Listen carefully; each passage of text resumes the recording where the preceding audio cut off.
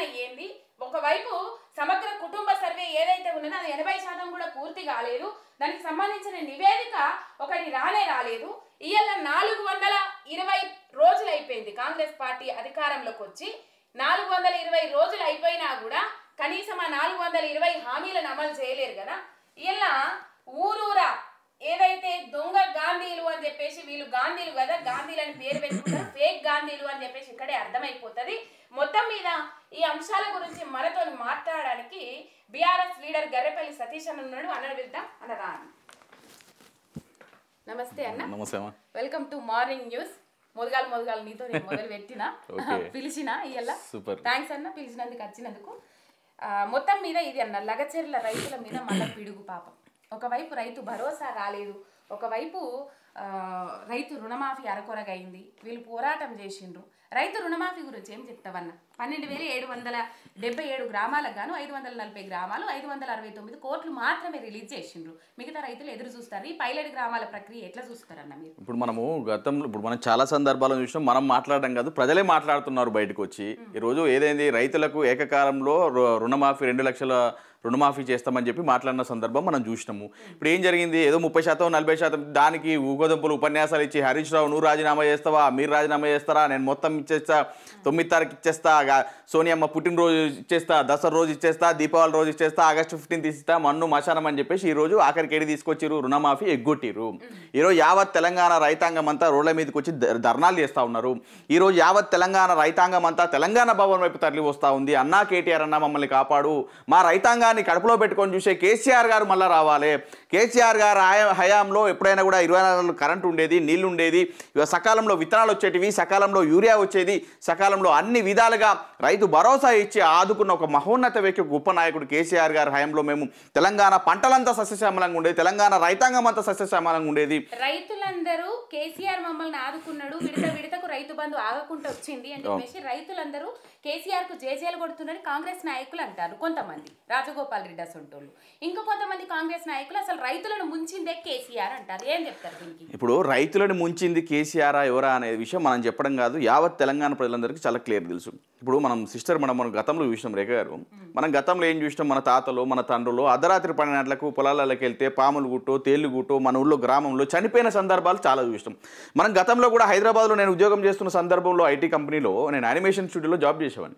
నేను జాబ్ చేస్తున్నాం, చాలా చిన్న వయసులో నేను జాబ్లో అయితే నా పక్క ఉన్న వాళ్ళందరూ కూడా పెద్దవాళ్ళు, పెళ్ళిళ్ళు అయ్యి పిల్లలు ఉన్న వాళ్ళందరూ ఊర్లలోకి వెళ్తే అన్న నేను అడిగేవాడిని, అన్న పండుగ వస్తుంది కదా ఊళ్ళోకి 2 రోజుల ముందు వెళ్ళవా అంటే, ఏం వెళ్తాం రా పిల్లలు తీసుకొని ఊరికి పోతే కరెంట్ ఉండదు, 8 గంటలు కరెంట్ ఉండదు, పిల్లల్ని పట్టుకుంటే వాదిన అద్దన్నది అనేటోడు.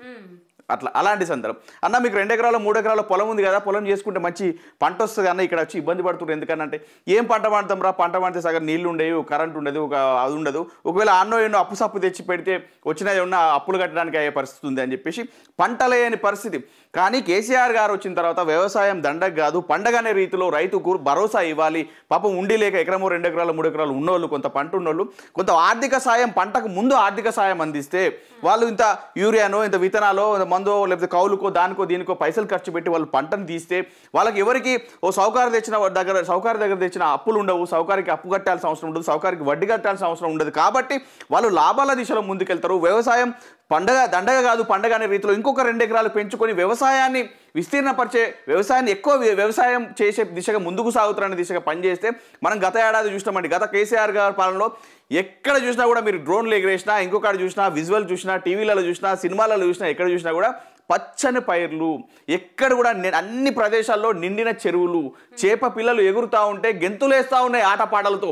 అంత అద్భుతంగా ఎక్కడ చూసినా కూడా నిండిన చెరువులు, చేప పిల్లల గెంతులు, ఎక్కడ చూసినా మహిళల ఆడబిడ్డల ఆట పాటలతో ఎంత అద్భుతమైన తెలంగాణ ఉండేది.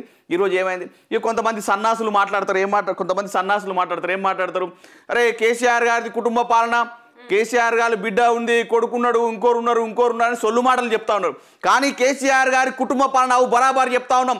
ఈ కేసీఆర్ గారి కుటుంబంలో ప్రతి ఒక్కరు కూడా ఏదైతే బడుగు బలహీన వర్గాల ప్రజల బతుకు కోసం కొట్లాడిరు, బడుగు బలహీన వర్గాల ప్రజల ఇళ్లలో కుటుంబాల్లో వెలుగులు నింపాలని కొట్లాడిరు, అప్పుడు కొట్లాడిరు, ఇప్పుడు కొట్లాడుతారు. కానీ కాంగ్రెస్ ప్రభుత్వం రేవంత్ రెడ్డి గారి కుటుంబంలో ఉన్న ప్రతి ఒక్కరు కూడా ఇదే బడుగు బలహీన వర్గాల ప్రజల భూములు లాక్కోవడానికి ఎంత ప్రయత్నాలు చేస్తూ ఉన్నారో మనం చూస్తూ ఉన్నాం. అంటే కేవలం వాళ్ళకి కావాల్సింది ఏంది, వాళ్ళు భూములు సంపాదించుకోవాలా, వాళ్ళు పరిశ్రమలు సంపాదించుకోవాలా, నెక్స్ట్ మనం ఉండమో తెలియదు, మనం ప్రజలు దేకుతారో తెలియదు, మళ్ళీ ప్రజలు మనకు ఓట్లు వేసే పరిస్థితి లేరు. మనం 420 420 హామీలతో 420 కథలు చేసినాం. మనం ఈరోజు ప్రజలు రైతాంగం తిరగబడతా ఉన్నారు, నేతన్నలు తిరగబడతా ఉన్నారు, రైతులు తిరగబడతా ఉన్నారు, ఆటో అన్నలు తిరగబడతా ఉన్నారు, ఆకలిలో గురుకులాల కుటుంబాలని కడుపుకు కోతకు గురి చేసిన ఈ ప్రభుత్వం కాదా అని ఈరోజు తెలంగాణ ప్రభుత్వం, తెలంగాణ సమాజం మొత్తం కూడా ప్రశ్నిస్తూ ఉంది. ఇంకోటి ఏదో చెత్త అదేదో పెట్టిరండి, మన తెలంగాణ కాంగ్రెస్లో ఒక ఫన్నీ థింగ్ జరిగింది. తెలంగాణ కాంగ్రెస్లో ఏదో పోల్ పెట్టినట్టున్నారు, ఏమని ఫామ్ హౌస్ పాలన కావాలా ప్రజాపాలన కావాలని. ఏమొచ్చింది రిజల్ట్? వాళ్ళ అఫీషియల్ పేజ్ అది. సిగ్గుండాలా మీకు, సిగ్గుండాలా చూస్తే మీకు. ఒక కేవలం సోషల్ మీడియా ప్లాట్ఫామ్లోనే మీకు మాకు ఫామ్ హౌస్ పాలనే కావాలని పెట్టారు. అరే అయ్యా, నువ్వు చేసింది లేదు, సచ్చింది లేదు, నువ్వు చేసేది లేదు, చేయబోయేది కూడా ఏం లేదురా నాయన.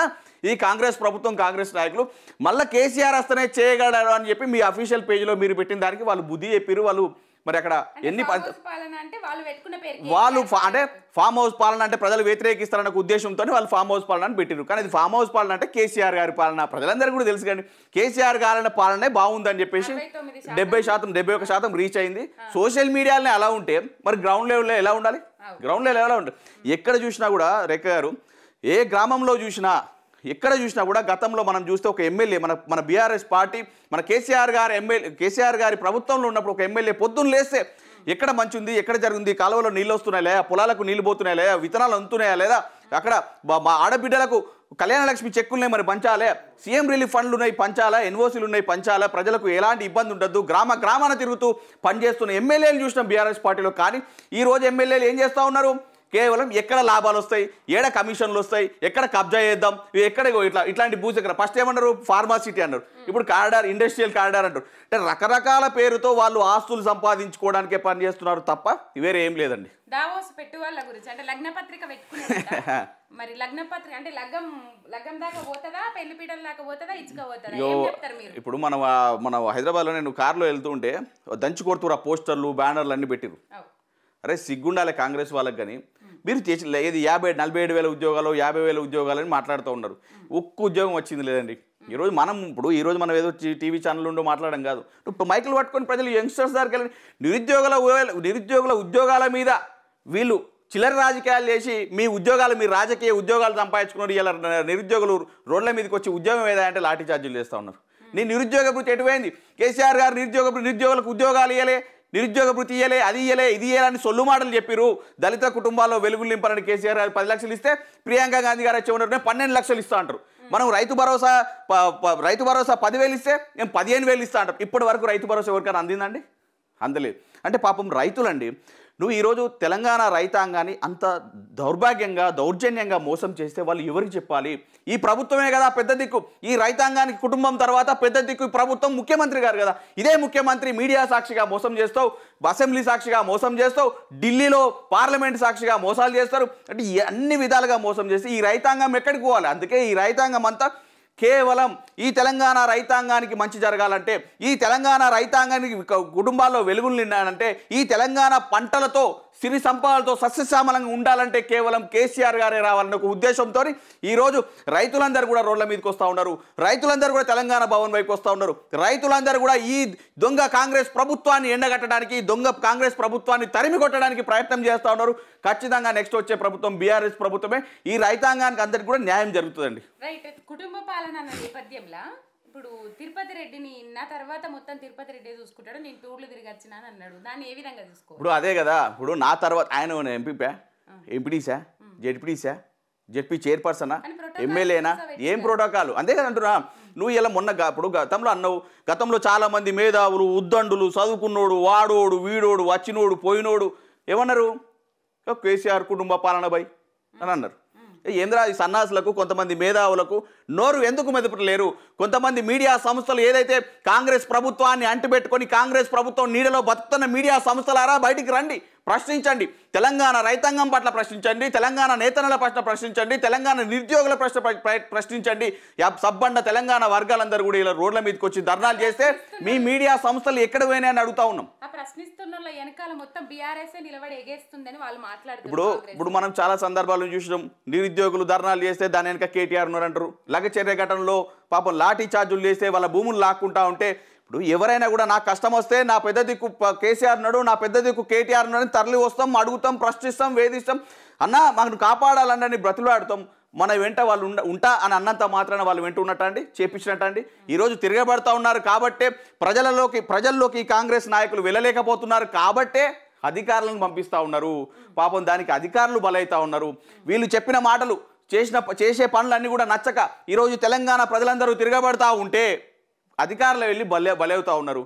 మీరే అదే ఈ నాయకులు వెళ్ళమని చెప్తా ఊళ్ళో 4 పథకాలు ఇస్తుందంట కదా 26 తారీఖు నుంచి 4 పథకాలు. ఆ పథకాలు రాష్ట్రంలో ఎమ్మెల్సీ ఎన్నికల కోడ్ అమలు ఇస్తారు కదా. ఎప్పుడు ఇస్తారు? ఇస్తారంట. ఇట్లే ఇస్తే చెప్తారు. ఇప్పుడు మొన్న ఏమన్నారు ఫస్ట్ ఎలక్షన్స్ అప్పుడు, మాకు ఎలక్షన్స్ అసెంబ్లీ పార్లమెంట్ ఎలక్షన్స్ ఉన్నాయా, రైతు భరోసా ఇస్తాం, రుణమాఫీ మొత్తం ఇచ్చేస్తామని డబ్బా కొట్టిరు. డబ్బా కోరు మాటలు మాట్లాడరు. ఇవాళ నిన్న అమలు చేస్తామని చెప్పిరా, సొల్లు మాటలు చెప్పిరా. ఏది ఇంట్లో మళ్ళీ రాష్ట్రంలో ఎమ్మెల్సీ ఎన్నికల కోడ్ వచ్చిందా, మేము ఇయ్యలేము, లేకపోతే మేము మొత్తం ఇచ్చేటోళ్ళం, మేము ఇంటింటికి వచ్చి ఇచ్చేటోళ్ళం, మేము వాడవాడకి వచ్చి ఇచ్చేటోళ్ళం, ఇంటింటి గడపకి వచ్చి దండం పెట్టి బొట్టు పెట్టి ఇచ్చేటోళ్ళం అని సొల్లు మాటలు చెప్పడానికి ఇవన్నీ కారణాలు. నిధులు లేవు, అవగాహన లేదు, ఏమైనా చేద్దామనే ఉద్దేశం లేదు వాళ్ళకి. అసలు రాష్ట్ర పరిస్థితి ఏంటో అనేది కూడా, రాష్ట్రంలో పరిస్థితులు ఏం నడుస్తూ ఉన్నాయి అనే పరిస్థితి లేదు.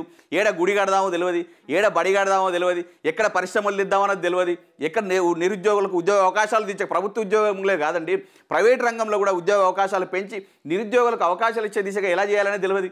ఇప్పుడు మనం గతంలో చూసినాం, కేటీఆర్ గారు ఉన్నారు, ఏమన్నారు, హైదరాబాదే కాదు 2 టైర్ సిటీస్లో కూడా ఐటీ రంగంలో ముందుండాలని టీ హబ్లు కట్టుకుంటూ, అంటే వరంగల్ కానీ, కర్నూలు కానీ, నిజామాబాద్ కానీ, అంటే అక్కడున్న మండల పరిధిల వాళ్ళు కానీ, అక్కడున్న జిల్లా హెడ్ క్వార్టర్స్లో యువతకు కూడా ఉపాధి కల్పనలో, ఉపాధిలో ముందుకు సాగాలి, ప్రైవేట్ రంగంలో కూడా ఉద్యోగ అవకాశాలు రావాలని కొన్ని కంపెనీలు తీసుకొచ్చి టీ హబ్ల పేరుతో తీసుకొచ్చి ఎంతోమంది వేలాది మందికి ఉపాధి అవకాశాలు కల్పించిన గొప్ప నాయకుడు కేటీఆర్ గారు కాదా?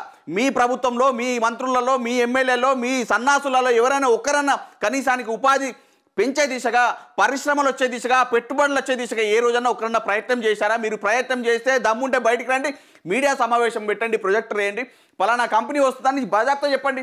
చెప్పే దమ్ముందా? లేదు.